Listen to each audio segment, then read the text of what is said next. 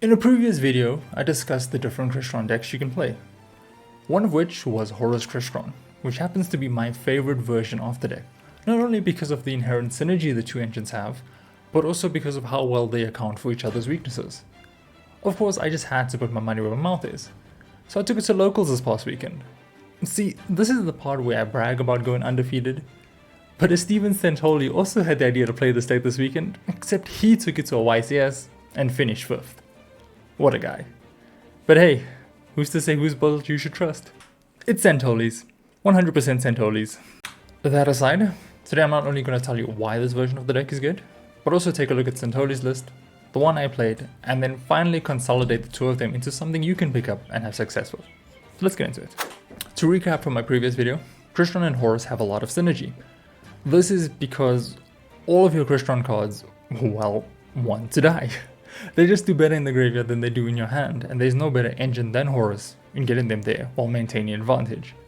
The Horus engine also provides the deck with an early monster negate via Photon Lord. Also, unlike the Adventure and Azamina engines, which provide an early Omni, Photon Lord does not need to leave the field to activate its effect, meaning that you not only have a negate for both yours and your opponent's turn, but you also get to keep a big beefy body on the field. Which brings us to the second advantage. Pure Crystron struggles to OTK, but the Horus variant gets to play Horus stuff, which means that they have a lot of attack points on the field. You gotta close out games quickly is what I'm saying.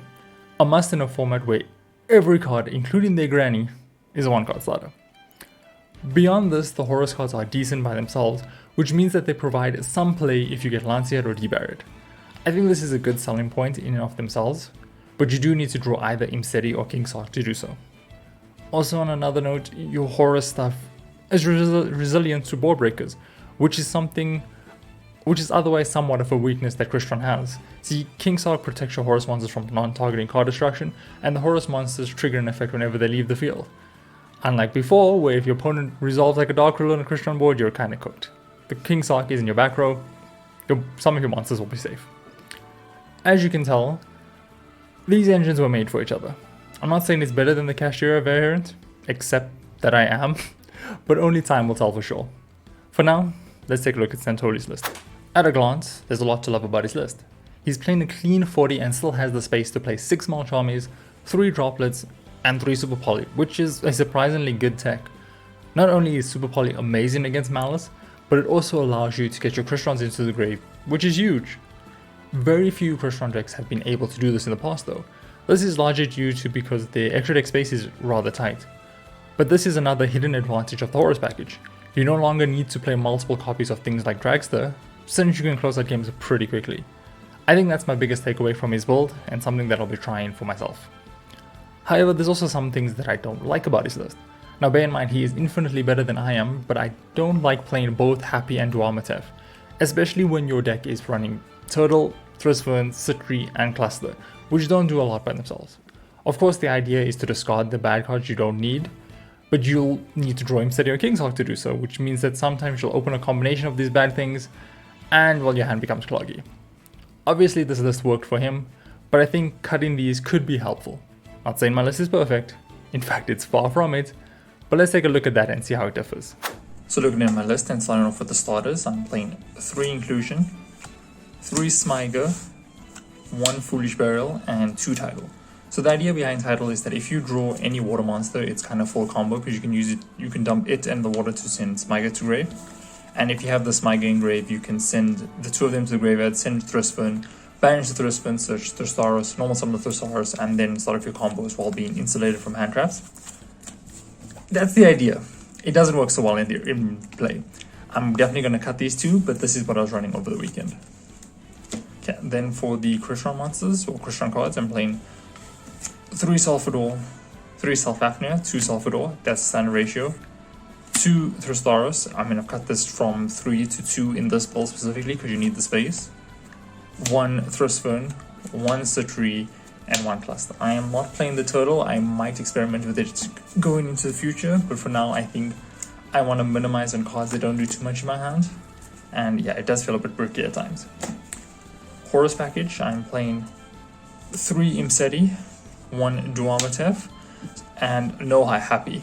Now the reason why I'm playing this instead of Happy is because, well, it is a water, so technically you can discard it off title and go combo. But the other reason is because I owned it in QCR and I kind of wanted to flex. So yeah, this is definitely going to become a Happy moving forward. But yeah, it looks nice, so that's why it's here. And then 2 King Sock, standard ratio. For non-engine, I am playing 3 Ash Blossom, 3 Imperm, 3 Nibiru, 3 Droll. I do not own enough Mulch Armies to play 3 4 loss, but when I do, I'll cut the 4 loss, cut these for 4 loss and put these in the side. 3 Droplets and 1 Call by the Grave. Extra deck, I've got Clockwork Knight, SP Little Knight. Might cut this for Super Polyline. I think, in fact, I should, but this is what I was running. Does come up now and then because you can banish Inclusion to summon back the Ellie Skelly from grave, and then link off one of your Horus, banish something, and then summon back the Horus. So it does. I used this in the final round to banish the Ryzel Cross after simplifying the board state, but otherwise it didn't really come up. For the Horus, rank 8s, 1 Photon Lord, 1 Zombie Vampire. This doesn't come up too much, but the idea is that you can use it as a playstyle. I think I was just a little too scared to go for it because I didn't want to give my opponent anything in their graveyard. But yeah, the idea is that it does work well, but most of the time I just went into Photon Lord instead. 1 Typhon, 1 Nova, 1 Infinity. Again, this is kind of good against simplified Ryzeal boards, but again, I would probably cut it for the Super Poly line just because it's more reliable. I was playing 1 Makaba. I was just experimenting with this because I predicted that there'd be a lot of Fiendsmith, and something that's been happening recently is when I summon the Nova, they would use Paradise to pop it, and this was one of the ways they could punish them, but it didn't come up, so I'll probably cut this for a Synchro 5 moving forward. Speaking of Synchros, 2 Dragsters, 1 Samurai Destroyer, 2 Ellie Skelly, 1 Quarrying Gandrax, and 1 Legiata. I think looking back, the Ice Jade level 10 synchro would probably be replacing this because it's more, I guess, versatile, also gives your board a bit more resilience to breakers. This is cool, it does do its job like it out in nib tokens, but then again, so does King Sock, so.